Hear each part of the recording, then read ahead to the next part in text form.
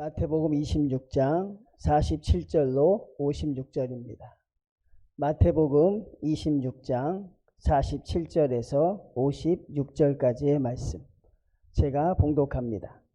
말씀하실 때에 12 중에 하나인 유다가 왔는데 대제사장들과 백성의 장로들에게서 파송된 큰 무리가 칼과 몽치를 가지고 그와 함께 하였더라. 예수를 파는 자가 그들에게 군호를 짜 이르되 내가 입맞추는 자가 그니 그를 잡으라 한지라. 곧 예수께 나와 랍비여 안녕하시옵니까 하고 입을 맞추니 예수께서 이르시되 친구여 내가 무엇을 하려고 왔는지 행하라 하신대 이에 그들이 나와 예수께 손을 대어 잡는지라. 예수와 함께 있던 자 중에 하나가 손을 펴 칼을 빼어 대제사장의 종을 쳐 그 길을 떨어뜨리니 이에 예수께서 이르시되 내 칼을 도로 칼집에 꽂으라. 칼을 가지는 자는 다 칼로 망하느니라. 너는 내가 내 아버지께 구하여 지금 12군단 더 되는 천사를 보내시게 할 수 없는 줄로 아느냐. 내가 만일 그렇게 하면 이런 일이 있으리라 한 성경이 어떻게 이루어지겠느냐 하시더라. 그때 예수께서 무리에게 말씀하시되 너희가 강도를 잡는 것 같이 칼과 몽치를 가지고 나를 잡으러 나왔느냐. 내가 날마다 성전에 앉아 가르쳤을 때 너희가 나를 잡지 아니하였도다. 그러나 이렇게 된 것은 다 선지자들의 글을 이루려 함이니라 하시더라. 이에 제자들이 다 예수를 버리고 도망하니라. 아멘. 평안하셨습니까? 네, 아주 오늘도 기쁜 마음으로 또 하나님의 전에 나올 수 있게 하신 또 하나님께 다시 한번 감사함을 드립니다. 2023년도가 또 우리 앞에 이제 그 이별을 고하고 있습니다. 어떻게 한 해 동안 하나님과 함께 하셨습니까? 한 해 동안 하나님의 은혜를 체험하셨습니까? 예, 다 아멘 하셨길 바랍니다. 예. 오픈런이라는 것이 있어요. 아마 우리 젊은 친구들은 알 것입니다. 오픈런이 뭐죠? 예, 오픈은 열다, 런은 달리다. 주로 어디서 많이 벌어져요? 예, 명품샵에서도 벌어지고 마트에서도 벌어져요. 명품샵에서는 그 희귀한 아이템을 사려고 사람들이 아주 이렇게 진을 쳐서 서 있습니다. 어떤 사람은 밤에 가서 밤을 꼬박 새고 샌다 그래요. 참 대단한 열심이 있죠. 또 마트를 가는 사람들은 고등어 한 마리 사려고 또 한우 싸게 팔면 또 그거 사려고 아주 또 장사진을 치러요. 저도 우리 사모 부탁으로 한번 가격이 싸니까 한번 사오라고 해서 간 적이 있는데 못 샀습니다. 얼마나 우리 그 주부들이 얼마나 대단한지요. 그 물건을 향해 달려가는데 제가 감당이 안 됐어요. 참 열심히들 달려가시더라고요. 그냥 물건을 향해서 최선을 다해 달려갑니다. 이걸 우리가 오픈런이라 그래요. 여러분, 그동안 한국 교회는 세계가 주목할 만큼 놀라운 발전을 했죠. 많은 성도들이 예수님을 향해 오픈런을 하듯이 달려왔습니다. 가정이, 직장이, 사회가 하나님을 향해, 주님을 향해 많은 사람들이 회심하고 오픈런을 하듯이 주님께 열심히 달려왔어요. 그런데 그 방향이 바뀌는 계기가 생겼죠. 늘 교회와 하나님을 향해 달려왔는데 이제 반대로 교회에서 세상을 향해 달려가는 오픈런을 저희가 또 목격한 적이 있어요. 언제 그랬죠? 바로 코로나 때 그랬습니다. 교회에 있는 성도들이 세상을 향해 무섭게 달려갑니다. 그동안 하나님을 아버지라고 고백했던 사람들이 자신의 가치를 무너뜨리고 교회를 향해서 세상으로 달려가는 우리가 그런 모습을 바라볼 수 있었어요. 참 가슴이 아팠죠. 하나님을 향해 달려가도 우리가 하나님의 뜻대로 살 수 있을지 장담하지 못하는데 교회에 있는 성도들이 하나님을 등지고 교회를 등지고 또 세상을 향해 달려가는 모습을 우리는 한 3년간 지켜보았습니다. 오늘 저는 제목을 여러분 그렇게 정했습니다. 어디를 향해 가고 계십니까? 제가 양지평안교회에 와서 제목을 좀 고상하게 정했어요. 근데 저희 교회에선 이 제목으로 안 했어요. 어떤 제목으로 했냐면 혹시 도망칠 준비하고 계십니까? 예, 저희 교회에서는 그렇게 날 것으로 제가 제목을 정했어요. 혹시 도망칠 준비를 하고 계십니까? 예수님의 제자라는 타이틀이 있습니다. 여러분, 이 제자라는 의미가 주는 무게감을 아십니까? 아, 나도 주님의 제자가 돼야지. 뭐 교회에서 제자반 공부를 합니다. 그런데 예수님의 제자의 뜻이 무엇인지 제가 좀 설명을 해드리려고 합니다. 적어도 주님의 제자라고 하면, 복음서에서 제자라고 하면 첫 번째, 자기 십자가를 지실 수 있어야 돼. 내 십자가를 지고 갈 수 있을 만한 능력이 있으셔야 돼요. 두 번째는 무엇입니까? 이게 아주 어려운 건데, 나를 부인할 수 있어야 돼. 예수님 이름이란 그 이름 앞에 내가 철저하게 부정이 되고 부인이 될 수 있어야 돼요. 그리고 마지막은 무엇입니까? 주님을 위해 목숨까지 바칠 수 있어야 비로소 제자라고 할 수 있어요. 다시 설명해 드릴까요? 첫 번째, 자기를 부인할 수 있어야 돼요. 두 번째, 내 십자가를 지고 갈 수 있어야 돼요. 그리고 마지막, 예수님을 위해 내 생명까지 드리실 수 있어야 돼요. 자, 그래도 여러분 제자라고 하실 수 있겠어요? 그동안 제자라고 하셨던 분들, 이제 내가 그래도 하나님의 제자입니까? 라고 말할 수 있을까요? 아마 못 그럴 거예요. 대다수의 분들이 고개를 떨구고, 아, 나는 주님의 제자가 되긴 아직 멀었구나, 그렇게 생각할지도 모르겠어요. 여러분, 그래도 고개를 떨구지 마십시오. 하나님이 여러분과 함께 하시면 여러분도 그 제자와 같은 능력을 감당하게 되실 줄로 믿습니다. 예수님이 이 땅에 오셔서 12명의 제자를 삼으셨어요. 그리고 3년을 동고동락하셨습니다. 3년이라는 시간 얼마나 깁니까, 여러분? 그 3년이라는 시간을 동고동락하셨어요. 그런데 여러분, 오늘 제자들의 모습을 한번 살펴볼까요? 3년에 주님께서 제자를 삼았던 결과물이 어떻게 나타납니까? 첫 번째, 어떤 모습이 오늘 본문에서 등장해요? 예수님을 은 30냥에 팔려고 계획을 다 세웁니다. 여러분, 이 은 30냥이 주는 의미를 아세요?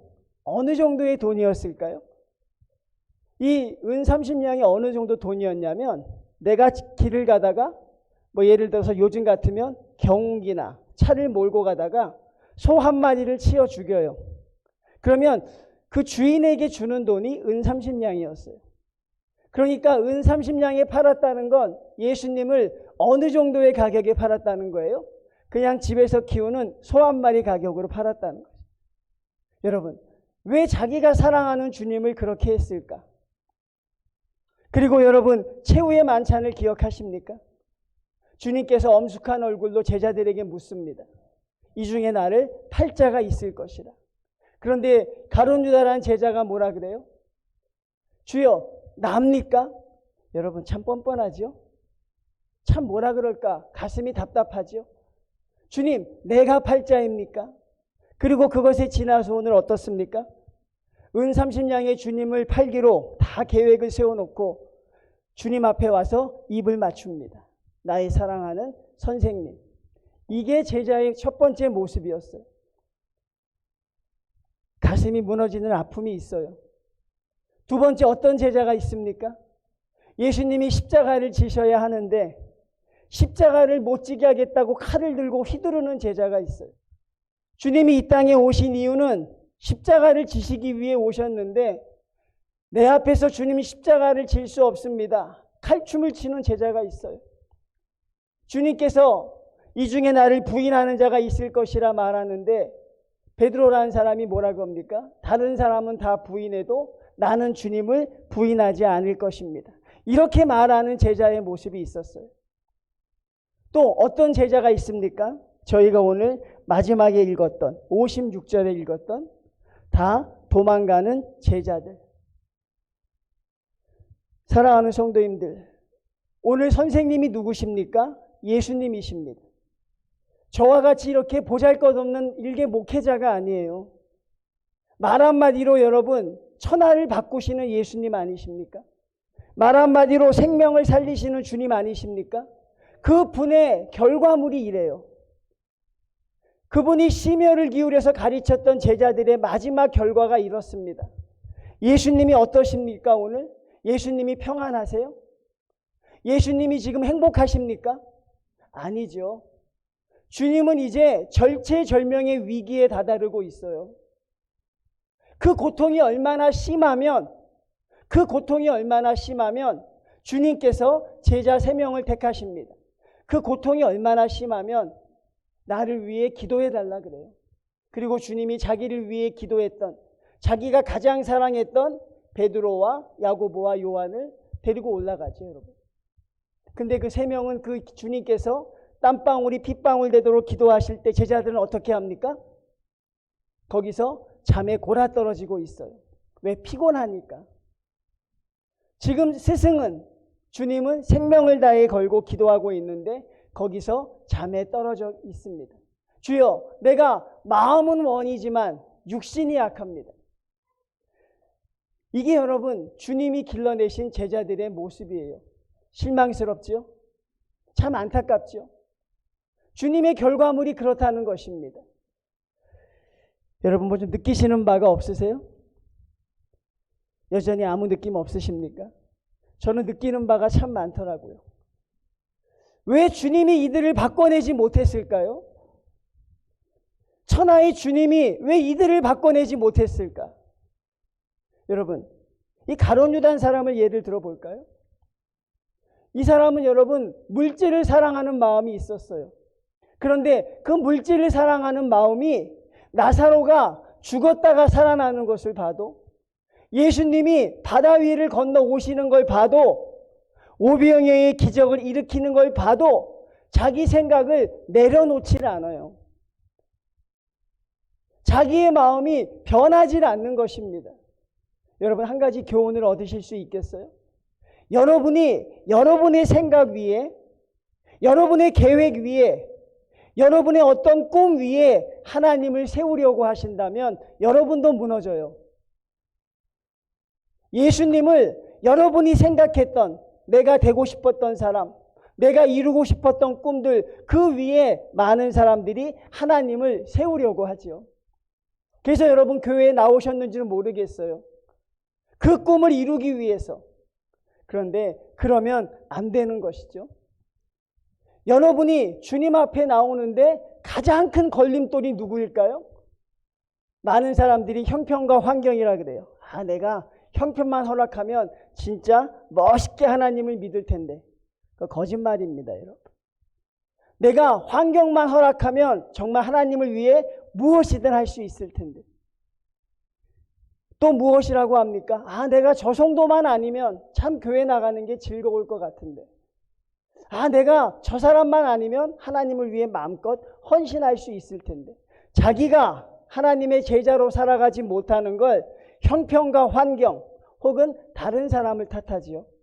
그런데 여러분, 우리는 알지요. 여러분도 알고 계시죠? 주님의 제자가 되는 가장 큰 걸림돌은 형편이나 환경이 아니다.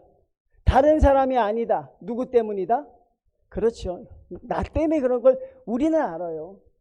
감추려고 참 애를 무진 쓰는 거죠, 우리가. 안 그러려고 노력을 하는 거죠. 죽은 힘을 다해서. 그런데 여러분, 알고 있죠? 나의 욕심, 나의 경험, 나의 자존심, 그게 하나님으로 향해 가는데 가장 큰 걸림돌이 되는 거예요. 그러니 여러분, 우리는 그것과 싸워서 이겨내셔야 돼요. 그렇지 않으면 여러분도 주님이 가장 어려웠을 때 여러분도 도망갈 수밖에 없어요. 여러분도 주님을 싫다하고 주님을 힘들다 하고 도망갈 수밖에 없습니다. 내가 그럴까요? 베드로가 그랬잖아요. 주여, 다른 사람은 다 부인할지라도 나는 주님을 부인하지 않겠습니다. 얼마나 베드로가 교만합니까? 11명의 제자를 가르쳐요. 주여, 저 사람들은 그럴지 몰라도 나는 아닙니다. 그런데 베드로가 3번이나 주님을 제일 먼저 부인했죠. 결국 무엇입니까? 나의 경험 위에, 여러분이 이루고 싶은 소망 위에 하나님을 여러분도 오늘날도 세우시려고 한다면 여러분도 무너지는 거예요. 열심히 해도 소용이 없습니다. 앞에 나와서 찬양하고 주님을 위해 모든 걸 드린다고 해도 우리가 그게 해결이 되지 않으면 여러분은 실패한 제자의 길을 갈 수밖에 없을 것이에요. 3년을 같이 동행했습니다. 왜 주님을 제자들이 사랑하지 않았겠어요? 왜 주님에 대한 연민이 없었겠습니까? 여러분, 제자들을 형편없는 사람으로 보지 마세요. 3년을 주님과 동행했으니 왜 주님을 사랑하는 마음이 없었겠어요? 그 주님의 나약한 모습을 보면서 왜 눈물 흘리지 않았겠어요? 주님이 당하는 모습을 보면서 왜 가슴 치며 통곡하지 않았겠어요?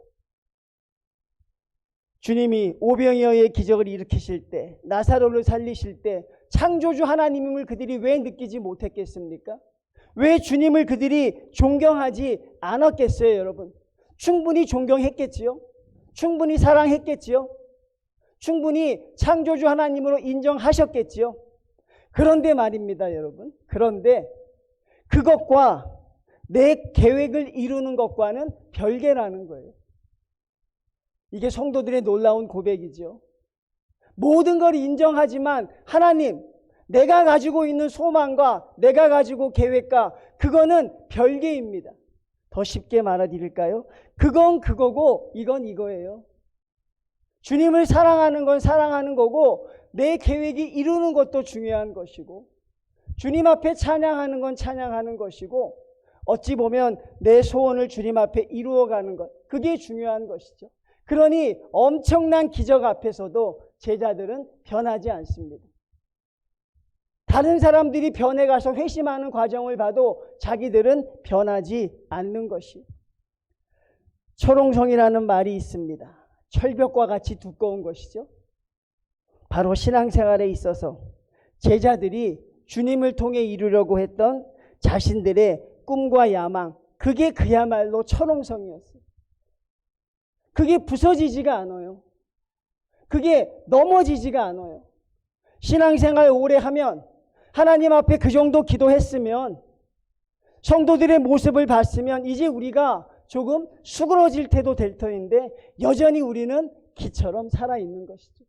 그게 여러분 철옹성이죠. 여러분이 집중해야 되는 것은 여러분 먼저 여러분에게 집중하셔야 돼요. 먼저 여러분을 보실 수 있어야 돼요. 그래야 여러분의 그게 무너지고 나서 하나님을 만나면 여러분은 또 다른 하나님을 만나시게 될 줄로 믿습니다. 지금은 주님 곁에 있지만 주님이 내 뜻대로 움직여 주시지 않는다면 여러분도 도망가실 것입니다.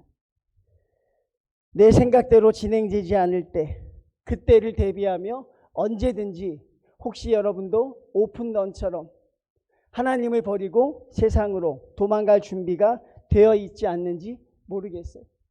저는 여러분 12명의 제자들을 보면서 이들은 마지막에 도망갔죠. 다 도망갔다 그랬습니다. 한 명도 남아있지 않아요. 12명 중에 한 명도 못 건졌어요. 다 도망갔습니다. 그런데 저는 이 제자들이 처음부터 도망칠 준비를 하고 있지 않았던 것이 아닐까? 주님을 처음 만나면서부터 나는 언제든지 주님이 나의 뜻과 같지 아니하시면, 나에게 주님이 내가 원하는 길을 가라고 하시면, 주님이 나에게 원치 않는 걸 하라고 하시면 나는 주님을 떠나고 도망갈 그런 준비가 되어 있는 것이 아닐까, 그런 생각이 들어요. 여러분, 예수님의 제자들이 언제부터 도망칠 준비를 했을까요? 그 놀라운 기적의 현장에서 그들이 준비를 해요. 언제 그들이 내가 주님을 떠나야겠다 결심을 했냐면요, 바로 우리가 알고 있는 마리아란 여인, 그 여인이 300데나리온에 향유를 깨트려서 예수님 발을 닦아주죠. 주님이 너무너무 기쁘셨어요. 그래서 주님이 뭐라고 하십니까? 이 복음서가 전해지는 곳에는 다 이 여인이 이름이 전해질 것이라고 했잖아요. 근데 그때 뭐라 그럽니까? 주님이 이것은 나를 장례하기 위하여 이 여인이 깨트린 옥합이라고 한 것이에요. 여러분, 그 은혜의 현장에서 제자들의 귀에 꽂힌 게 뭘까요? 장례였어요. 주님이 이제 죽으시는구나. 그 주님의 죽음 앞에서 같이 가슴 아파하는 제자가 없었어요. 그 주님의 죽음 앞에서 같이 통곡해 주는 사람이 없었어요. 3년을 따라다녔는데 3년을 같이 했는데 나는 주님을 위해 목숨까지 바치겠다고 했는데 주님이 내가 이제 죽을 것이라고 할 때에 어느 누구도 주님의 손을 붙잡고 같이 울어주지 않았어요. 그때가 가장 필요한 것인데. 근데 제자들은 그때 이제 우리가 주님을 떠나야겠구나. 그 결심을 해요. 내가 주님을 떠날 준비를 해야겠구나. 최후의 만찬이 됩니다. 주님이 그때 정확하게 이야기하십니다. 내가 6월절에 예루살렘에 올라가서 죽을 것이다. 그때 제자들은 확실히 결심을 합니다. 이제 주님에게서 떠나자. 이제 주님에게서 내가 멀어지자. 내가 이루려던 꿈과 계획, 내가 얻고자 하는 모든 것들이 이제 저분을 통해 얻을 수 없을 것이다. 최후의 만찬 시간에 그 다음에 300데나리온의 옥합이 깨지는 순간에 제자들은 결심을 했던 것으로 보입니다. 성도님들, 저는 목회를 하면서 많은 성도님들을 만나보았어요. 많은 성도님들을 경험해 봤습니다. 솔직하게 말씀드리고 싶어요. 솔직하게 얘기해야 되잖아, 그렇죠? 솔직하게 말씀드려보면 대부분 떠날 준비를 하는 것처럼 보였어요. 대부분 떠날 준비를 하는 것처럼 보였어요. 주님을 떠날 준비를 하고 교회를 떠날 준비를 하고 마치 모든 짐을 싸서 준비해 놓는 사람처럼 보였습니다. 주님이 내 기도를 들어주시지 않는다면 내가 신앙생활하면서 나의 원하던 것이 내 뜻대로 이루어지지 않는다면 마치 떠날 사람처럼 보였습니다. 그 하던 사명에서 떠날 준비를 하고 계셨는 것으로 보였고 또 사랑하던 교우들과도 언제든지 떠날 준비. 그런데 그런 것들은 중요하지 않아요. 뭐가 중요합니까? 결국 하나님을 떠날 준비를 하고 계신 것처럼 보였어요. 누가 나를 건드리게만 해봐. 누가 나에게 뭐라 그러기만 해봐. 하나님이 내가 열심히 기도했던 것 들어주시지 않기만 해봐. 그러면 나는 언제든지 떠날 것이라고 생각하는 교인들이 참 많아 보였어요. 여러분 참 안타깝지 않습니까? 이게 여러분 저만의 개인적인 경험이길 바라요. 물론 양지평안교회는 안 그럴 줄로 믿습니다. 여러분들 얼굴이 되게 심각해지셨어요. 여러분은 안 그러실 줄로 믿습니다. 왜 이렇게 여러분 심각하세요? 전 여러분들하고 다른 얘기를 하고 있잖아요. 다른 교회 얘기하고 있잖아요. 여러분과 아무 상관없잖아. 여기서 주님 떠날 사람이 어디 있어요, 여러분? 근데 아직 여러분은 최후의 만찬 자리에 안 가보신 겁니다. 아직 여러분은 300데나리온이 향유가 깨지는 자리에 안 가보신 거예요. 믿음이 자신 없으면 여러분 주님께 기도하세요. 주님, 나에게 그런 자리가 있지 않게 하여 주십시오. 주님, 나에게 그런 어려움이 있지 않게 하여 주십시오. 근데 여러분 하나님을 향해 더 큰 계획이 있다면 이렇게 기도하십시오. 하나님, 그런 순간이 와도 나는 제자들과는 다르게 하여 주십시오. 하나님을 더 사랑하게 하여 주십시오. 여러분은 그렇게 하실 수 있을 줄로 믿습니다. 청년들이 찬양하는데 은혜 받았습니다. 찬양을 좀 더 하셔도 되는데 왜 그렇게 안 하셨을까 싶어요. 그 찬양을 드리면서 참 은혜를 많이 받았어요. 하나님과 함께하는 게 저런 모습일 것이다. 근데 우리 찬양팀 기억하십시오. 여러분의 찬양이 계속되기 위해서는 아까 제가 말했던 것처럼 하나님과 여러분의 관계가 정리가 돼야 돼요. 여러분만의 하나님을 만나셔야 돼요. 양지평안교회 하나님이 아니라 여러분 개인의 하나님을 만나셔야 돼요. 그것이 고난의 현장이어도 괜찮습니다. 그것이 여러분이 무너지는 현장이어도 괜찮아요. 욥처럼 다 잃었지만 하나님을 만나지 않습니까? 여러분 그런 과정이 여러분 겪으시면 되는 거예요. 그런데 그게 없으면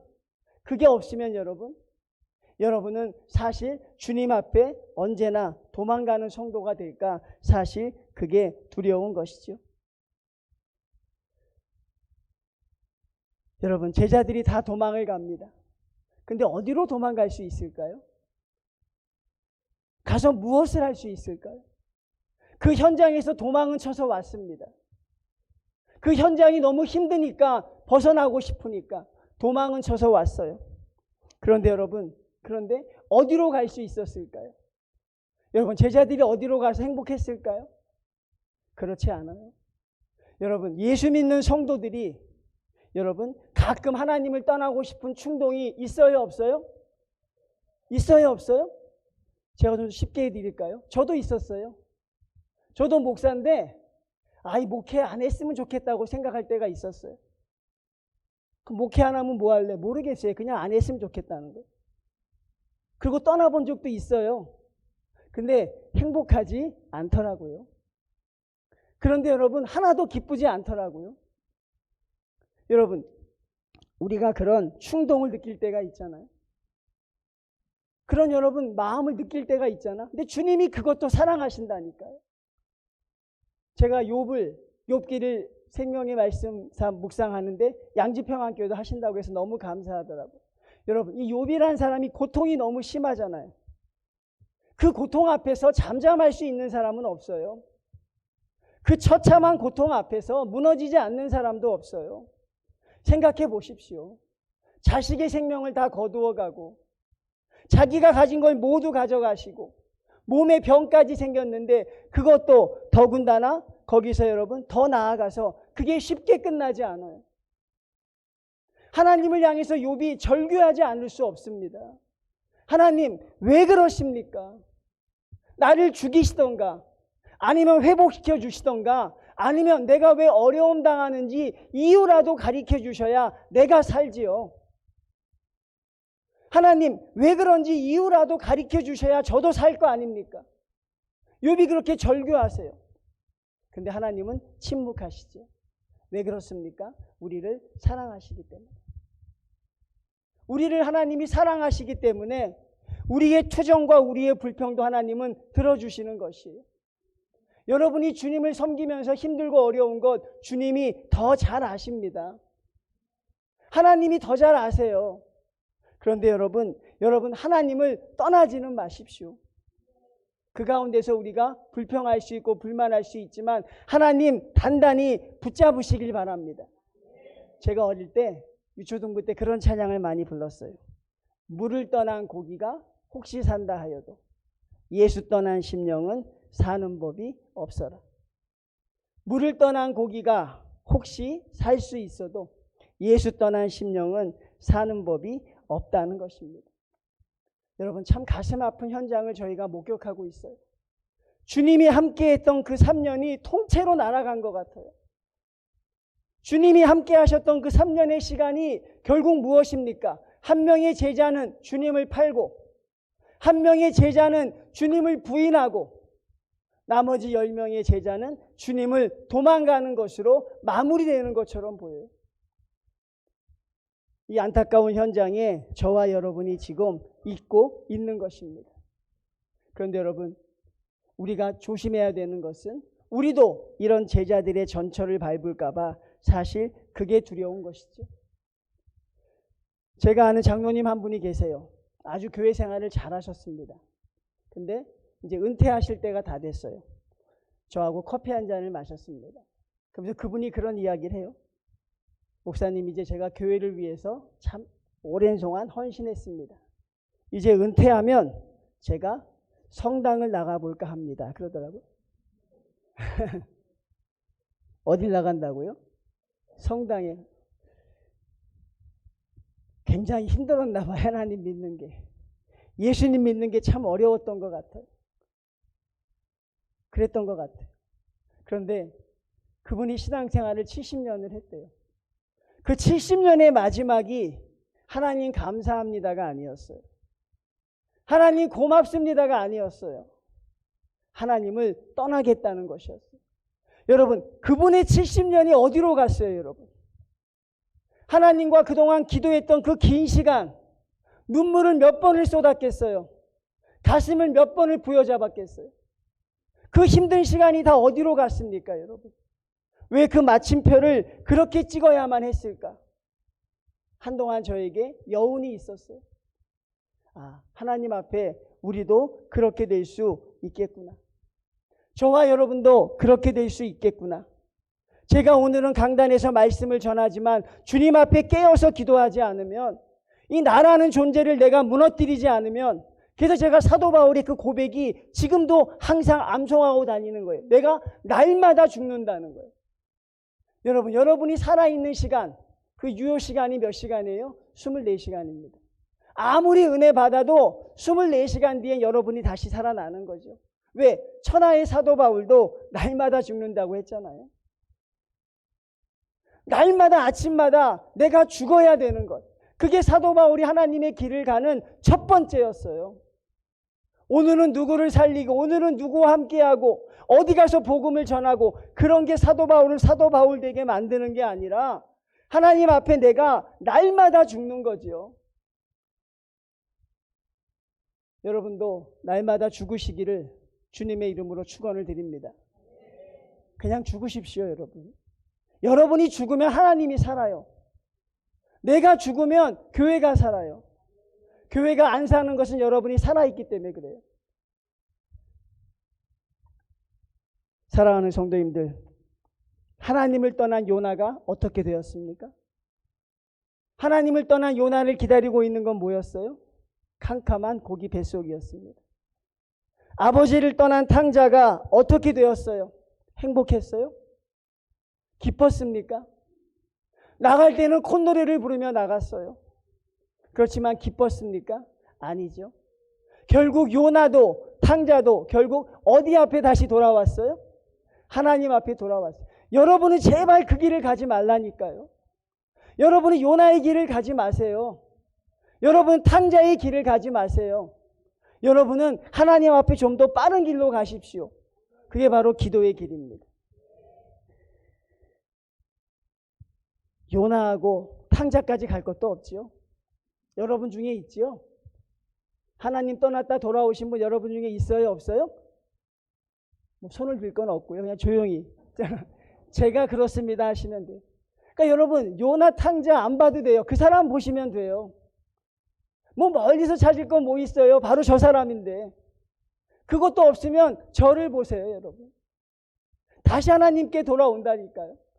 하나님의 말씀을 듣는 것, 그때가 제일 행복한 것입니다. 성도님들, 제가 병원 신방을 가요. 그러면 그분들이 항상 하는 말이 뭔 줄 아십니까? 여러분도 그런 고백을 하게 될 가능성이 많아요. 목사님, 교회에서 예배 드릴 때가 제일 좋았습니다. 교회에서 찬양할 때가 너무너무 좋았습니다. 여러분, 마음껏 즐기십시오, 오늘을. 하나님 앞에 마음껏 찬양할 수 있는 여러분, 마음껏 찬양하십시오. 하나님 앞에 마음껏 예배 드릴 수 있을 때 여러분 최선을 다해 예배 드리십시오. 그러면 여러분 하나님 앞에서 실수하지 않는 성도가 되실 줄로 믿습니다. 성도님들, 혹시 너무 힘드니까, 혹시 너무 숨 막히니까, 너무 답답하니까, 또 혹시 조용히 주님을 떠날 준비를 하고 계신 성도님들이 혹시 이 자리에 계실까 봐 심히 두렵습니다. 여러분, 그분들에게 묻고 싶어요. 떠나면 어디 가실 데가 있습니까? 어디로 가실 계획이십니까? 다른 교회요? 다른 목사요? 어떤 사람은 심지어 하나님을 떠나서 이단으로 가기도 하죠. 근데 여러분은 그러지 않기를 주님의 이름으로 축원을 드립니다. 여기서 하나님을 만나십시오. 양지평안교회에서 여러분 하나님을 만나십시오. 지금 현장이 힘들고 어려워도 그 하나님을 여러분이 만나셔야 돼요.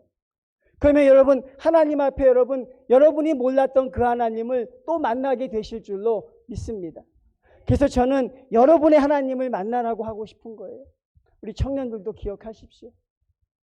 저도 여러분 어려서 새벽기도도 많이 했어요. 어려서 찬양도 하고요. 부흥회 가면 잘 모르지만 계속 따라다니고 그랬어요. 여러분처럼 거기에 앉아 있지 않고 여기 앉았어요, 여러분. 왜? 은혜 더 받으려고. 근데 별로 바뀌는 건 없어요, 여러분. 여러분 대단한 사람 아니라고요. 내가 언제 대단한 사람이 되냐면요. 하나님 앞에 나라는 존재가 어떤 걸 깨달아야 돼요. 하나님 앞에 내가 어떤 존재라는 걸 깨달아야 합니다. 그리고 어떤 일이 있어도 나는 하나님과 함께 할 수 있다는 자신감, 그 믿음이 있을 때 여러분도 다른 사람이 되는 것이죠. 그러면 아마 여러분의 찬양은 아마 많은 사람의 마음을 울리기에도 남을 만큼의 대단한 찬양이 될 줄로 믿습니다. 성도님들, 교회 현장이 힘들고 신앙생활이 힘들어서 피하고 싶었고 떠나고 싶었습니까? 그런데 여러분, 하나님은 여러분 오늘 불러주신 줄로 믿습니다. 하나님이 저와 여러분을 불러주셨습니다. 우리가 뭐라고 이렇게 우리를 사랑하실까? 여러분, 떠나지 마십시오. 도망가지 마십시오. 여러분, 주님 앞에 붙어 계십시오. 반드시 여러분 하나님을 만나게 되실 줄로 믿습니다. 그 하나님이 여러분과 함께 역사하실 줄로 믿습니다. 그 마지막에는 반드시 하나님이 계실 줄로 믿습니다. 여러분, 그 하나님 만나십시오. 저는 오늘부터 기도하겠습니다. 양지평안교회가 주님과 가장 가까이 있는 교회가 되게 해주십시오. 양지평안교회 성도들이 하나님과 가장 가까이 있는 성도가 하나님 되게 하여 주십시오. 여러분, 그러기 위해서 여러분들이 하나님 앞에 신앙생활하면서 혹시 제가 다음에 또 한 번 왔을 때는 여러분의 모습이 정말 눈에 띄게 성숙해지는 그런 날을 기대해 봅니다. 그런 은혜가 여러분들에게 넘쳐나시기를 주님의 이름으로 축원을 드립니다. 하나님 감사합니다. 우리 사랑하는 성도들, 양지평안교회 성도님들, 하나님께서 함께 하셔서 하나님 여기까지 인도하여 주심을 믿습니다. 하나님, 그 하나님을 사랑하게 하시고 그 하나님과 함께 하나님의 일을 감당해 나갈 수 있도록 인도하여 주시옵소서. 하나님, 눈에 보이는 것, 귀에 들리는 것, 거기에 현혹되지 말게 하시고 나를 사랑하신 하나님의 사랑만을 바라보고 나갈 수 있도록 함께하여 주셔서 이 재단에 하나님의 일꾼들이 더욱더 많아지게 하시고 그 일꾼 한 사람 한 사람이 하나님 외형적인 달란트를 가진 자들이 아니라 내 하나님을 진심으로 사랑하는 하나님의 성도들로 하나가 되어가는 역사가 나타나게 허락하여 주시옵소서. 예수님의 이름으로 기도드리옵나이다. 아멘.